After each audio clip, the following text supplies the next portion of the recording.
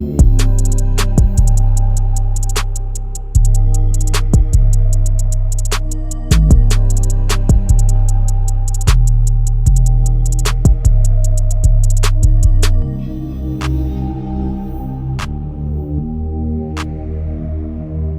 back to the Team to Beat Miami Heat podcast, your one-stop shop for daily Miami Heat content. My name is Amir. We got Trent back on the channel. You can find him at the Miami Heat Network. We got Martel. You can find him at the Miami Heat Zone podcast. Make sure you guys go to both of their channels and subscribe. So, guys, we have breaking news that just came out this morning. The Miami Heat made a trade, and I'm shocked. I was not expecting to wake up to a three-team deal. The Miami Heat, the Utah Jazz, the Clippers have made a trade. The Miami Heat are getting Norman Powell for literally peanuts, and the Clippers are getting John Collins, and the Utah Jazz from the Miami Heat are getting Kyle Anderson and Kevin Love and a second-round pick from the Clippers. Huge fleece. I don't know why the Utah Jazz did this, but great deal for the Miami Heat. Norman Powell's on an expiring contract. Scored 22 points per game last season, was a borderline all-star. He's on an expiring contract for $20 million.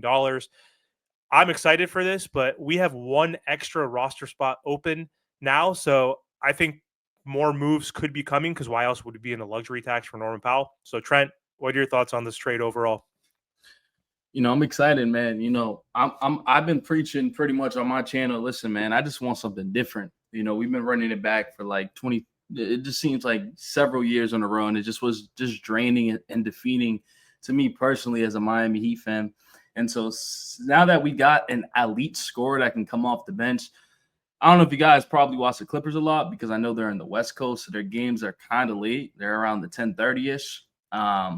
But, when I used to watch Russ play for the Clippers, that was a couple of years ago when he played with Norman Powell, he can shoot the three. And you know what we also lost? We lost Duncan Robinson. So we didn't have much shooters on this team after letting go of Duncan Robinson, and we didn't get nothing back pretty much. We got Simone, which I don't even care about. So we didn't have much shooting. He shoots like 8 threes a game. That's pretty impressive. And he shoots at 40%, like at a high clip. So it's not like he's just chucking threes and missing them. He's shooting at a high clip, and also he's averaging like 22 points a game. And also is low-key a better defender than what people think he is. So it'll be interesting to see. I was telling the mayor on messages that he never wants to come off the bench. He feels like he's a starter in this league. And the way he was playing beginning of the year, you could say he definitely could have been an all-star before he got hurt. But Amir's like, man, listen, he's going to do what he's going to have to do. And I'm like, you're right. And then I seen another thing. He might have to play small forward. And then I'm like, we got Andrew Wiggins. So people are thinking, okay, maybe there's another move on the way. Maybe it's Andrew Wiggins and possibly Terry Rozier. So like I said, I want to give the front office credit. I discredit the front office for the last several years, but you traded nothing to get a player that's on an expiring contract, which even if he's bad, you let him walk, you free up cap space in 26, 27. If he's good, you can trade him at the trade deadline and acquire a first-round pick, or you can just keep him and let it rock for the rest of the season. There's so many options that you can do, and also you clear a roster spot. So you give this an A+. I don't know what Utah is doing lately. They're just giving players up for free now. You've been I thought Danny Ainge was great, but these last 3 trades he done got ripped off for everything he has done. So I love it. That's wild. That's because Marcel, Danny Ainge is a greedy fool, and it's finally actually, bro. Karma is so good. Karma is so good because at the end of the day, he's been holding on to Clarkson. He's been holding on to John Collins and Sexton for the past 3, 4, 5 years, and asking for 10 first-round picks for them, and all he got was second-round picks. Now, also to Kevin Love, he's going to be bought out by the Utah Jazz. He's been buddy-buddy with LeBron for a while now. I think he's going to probably sign with the Lakers. I think that there's a good chance of that. I do like the move, but these are the types of moves we should have been made when Jimmy Butler was here. These are the types of moves that should have been made the whole time. Because I do agree with Trent. Norman Powell is light years better than Duncan Robinson. I feel like there's more moves coming because Norman Powell really doesn't help with the youth movement. So maybe if he's continuing to play astronomically well, by the time that the trade deadline comes, you flip him for a first-round pick. So this is what the Miami Heat are going to have to try to figure out. Like, what are they really trying to do? Because it doesn't look like we can even compete this year. I know the East is wide open, and I'm not going to lie to you. These are the types of seasons where the Miami Heat make it to the NBA Finals because of the way that the season is laid out. All I'm saying is they got to figure out what they're going to do with Norman Powell going forward because once again, are you going to be playing him over guys that you need to know? Okay, well, what are they really about? I I don't know if we're going to keep Norman Powell. Honestly, I feel like maybe. I mean, You maybe we flip him will. for a first round pick immediately. Yeah, I don't know. I mean, we'll see. Him and Andrew Wiggins, you flipped them for a first round pick. That could possibly be it, or we package them together, or maybe we keep Powell because we need 3-point shooting. We're desperate, like we with trading Duncan Robinson and only getting Fontecchio back, who in his own right is a good 3-point shooter, but he shot 31%. Fontecchio. I mean, he had a smaller role in Detroit, but he was a good catch and shoot 3-point specialist, but also someone who was a Miami Heat scrub killer who dominated us. But overall, like he wasn't really replacing Duncan Robinson. So I think we just need more shooting, I guess, if we do want to go young. So like I was thinking, I'm like, why are we adding a 32-year-old if we are going younger technically? But we still got rid of Kevin Love as one of the pieces. Kyle Anderson was 31. He's a year younger than Norm. Kevin Love was 35, going to be 36. So in theory, we are going younger, and we're also trading an asset. We also got an asset in him versus two guys who are going to be like mostly on our bench and not in our rotation. So I'm okay with keeping him, but it seems like we have to be brewing up another trade, maybe with Rozier, maybe with um, Wiggins. Who knows? Because to your point, Martel, it is wide open, and he is a winning type of piece. Having Norman Powell is a win now type player, so like maybe there is a disgruntled star out there, like a Zion type guy, maybe a Trae Young type guy. I don't think we're gonna get Giannis, but do you guys think it is possible to get like a De'Aaron Fox type of level player this offseason? Do you think that's the case, Trent? Do you think someone is available? Man, offseason doesn't exist. I mean, what you've seen these last couple of years, man, especially this year. What big move have you really seen that you said, "Wow, we're getting this guy"? Like, you know what I mean? Like that doesn't exist. And so I think GMs need to start realizing that you can free up all the cap space in the world you want. Doesn't mean you're going to get the player. Doesn't mean the players will become available. The league runs off trades. That's all it runs off nowadays. So you have to have the draft capital. And that's why I think it's smart to try to flip a Norman Powell for first round pick. You can't trade him now. He doesn't have value. You can't just, and that it's not even like you can't do that. Like there's not, I don't know what's it called exactly, but you can't trade a player right after you trade a player. It's like 30 days. There's like a 30-day wait limit or something. You have to wait. Yeah, so I think you just keep him on your roster, see how he is, and then like if he sucks, then it's like, but he's not going to suck. Norman Powell always been a 19 to 20-point scorer everywhere, coming off the bench, starting. Like he's always been that guy. So like I said, I'm looking forward to it. We got off the Kyle Anderson trade. I mean, book salary. That was a good thing. And I at first I thought we gave up a first. And I was like, oh man, that's terrible. But then I read it so quick and it said a second. And I was like, wow, we this is a perfect trade, man. Perfect. It wasn't even our second round pick. It was the Clippers' second round pick too. So we didn't even give up any capital. We just gave up Kevin Love and Anderson. Like that's insane, right? Like that's a fleece. Pat Riley's awake. He's somehow awake right now.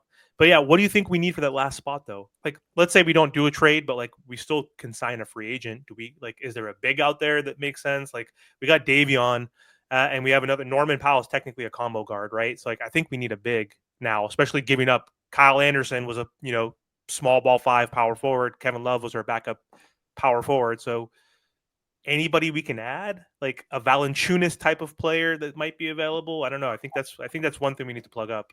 I'm gonna be honest with you, man. Marshall, you can go, but dude, I don't like this free agency market is terrible, bro. Like this is non-existent, Amir.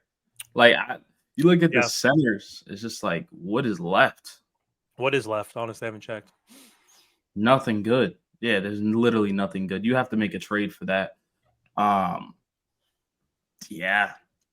They're gonna make like a similar trade, like with what we saw today, and probably get like another big in return for probably for Terry Wiggins. I just don't like how people want to run around here and say that Wiggins is trash. He's not trash by any means. 30 years old, he's in the middle of his prime, and he's a champion, and he's a two-way player. Before his injury, before the Cavs series, he was phenomenal. He was getting straight buckets. So once again, I'm gonna need a first round pick for Wiggins, and we'll probably get a big somehow. We'll probably listen. We're supposed to get the first round pick We get Dalton Connect. You flip him to the Hornets for a first round pick because that's what they wanted, and then we keep Rui. That's it. Yeah, I want to do that deal. I mean, if you add Rui now, then the stuff starts getting interesting. Because once again, then you take Rui, you take Norman Powell, and you flip those guys at the trade deadline. This is exactly how you're supposed to structure a team. And I know that. I mean, there was a video with what's that guy's name? Dan Lebitard. He said it himself. Nick Arison runs this team. That is Pat Riley's boss. And what we're seeing right now is them butting heads. But unfortunately, they're going in one direction, and I think that's where Nick wants to go. Pat Riley's all about winning now. He's 80 plus years old. He wants to win now. Nick Arison is thinking about the future. He's thinking about the young guys. He's thinking about the first round picks. And I honestly feel like that was the conflict between the two of giving players up and not doing it, adding assets, taking away assets. The Miami have made it clear that they want to go young, and I think it's because of Nick Arison. Yeah, I think that a lot of them are just not on the same page. Like, I think Spo wants to win. Tyler and Bam with Spo. Pat Riley, like, he never want to rebuild. Never. He's like, I'm never gonna do it. And they're doing it in front of our eyes right now. Yeah, they have problems over there. I'm surprised like none of it has been leaked. Like, let's be honest with you.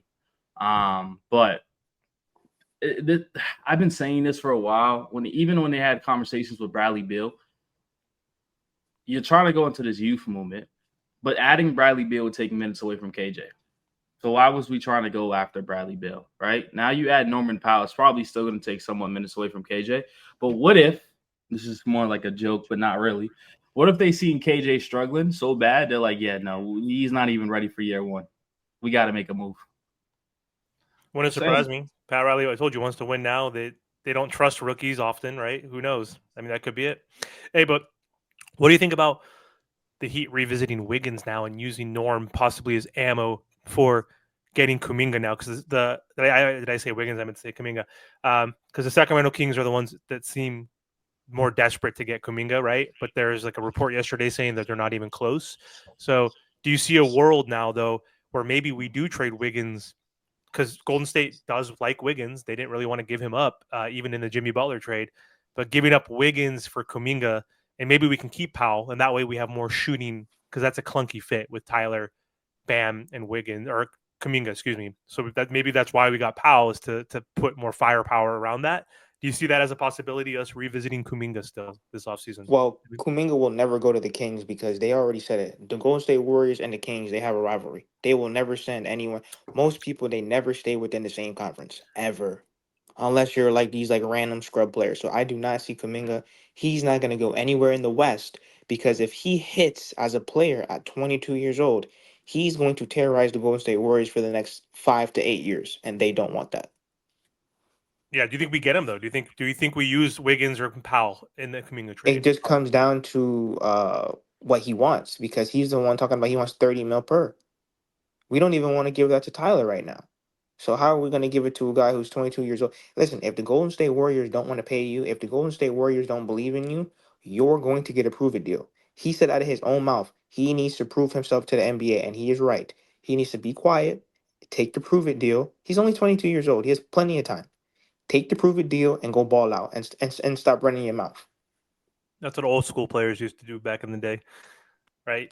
You shut up and then you shut up and dribble, as LeBron said back in the day, and then you prove it, right? You ball out and you earn your contract. So we'll see what happens, man. I'm interested to see more offseason moves. We have a whole 4 months or so, whatever it is, before the season starts. So we have plenty of offseason for the Miami Heat to make a move. And it's interesting because, again, we have 14 spots now, or 14 of the 15 are taken. So we have one spot available. So that means there are going to be some sort of trade or some sort of free agency signing for this Miami Heat. So the team is going to transform slightly. We'll see. Or it could be a big transformation, and a big trade could be brewing. So we'll keep you guys posted. But anyway, thanks for watching, guys. And again, don't forget to subscribe to Trent's channel and Martel's channel. Thanks for hopping on, guys. Appreciate the time.